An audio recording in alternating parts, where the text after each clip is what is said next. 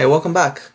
Once your project looks great, which this current presentation doesn't, but if you think it is done, or if you think it is ready to be viewed by your teacher or somebody where you need comment and feedback, you could also share your project with someone via Canva.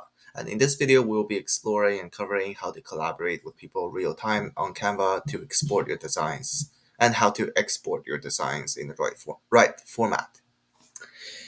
To collaborate, you could simply click the purple share button in the top right, and you could invite classmates by email, and you could control what they can do. You could change you of course also have to have the access level changed to anyone with a link, otherwise only you can access or somebody from Heritage Woods. But one thing to note is that if you choose Heritage Woods Secondary, sometimes the link is this option is a bit iffy and it glitches. So usually only you can access or anyone with the link. You could have them be able to edit, which is letting them work on the design with you, letting them comment, which means they could give feedback but cannot change anything you made, or can view as just a read-only option. You will copy the link, and there would be a link copy to clipboard showing on your laptop, and then paste that into your email and to sending it to whoever you want. Or you could simply add people with the search button, which should be able to find anyone else who has the premium access Ms. Kim gave them, because we're all in the same school and class. And of course, like Google Docs or other Word documents, multiple people can edit the design at the same time. So if you're working as a group, this share feature is certainly extremely helpful. And just another note that when you're working as a group, you could also put in comments on somebody's work. For example, if I don't like the font on this title, I would just click the comment button as you saw, and I would say, this font looks ugly, really ugly. And then the other person would theoretically be able to see it by looking at the comments on this thing.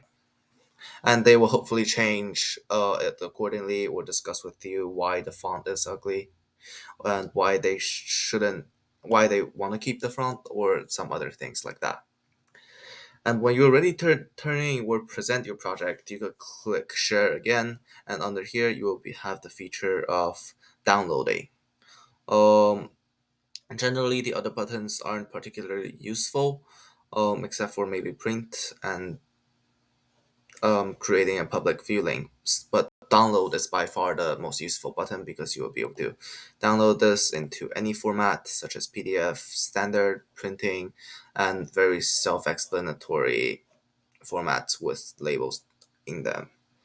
Usually PowerPoint is the go-to because if you download it as a PowerPoint, you wouldn't have to worry about internet troubles when presenting. But one thing to note is that certain animations that appear in Canva is a bit glitchy in PowerPoint, so always double check the downloaded version and whether that is satisfactory compared to the Canva version. You could also download it as a video, but that's more of a thing if you want to be really fancy. And generally, PowerPoint or PDF works the best. You could also have things such as including notes, flattened PDF, or compressed PDF when doing the download. You could save your download setting if you don't want to ever change the download settings again, and you could return to it every single time.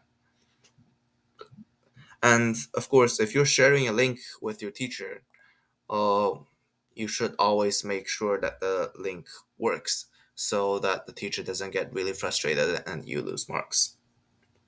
So now that you have learned how to collaborate and share in Canva, the next video I'll walk you through a full project from start to finish so you can see how all these tools come together. See you there.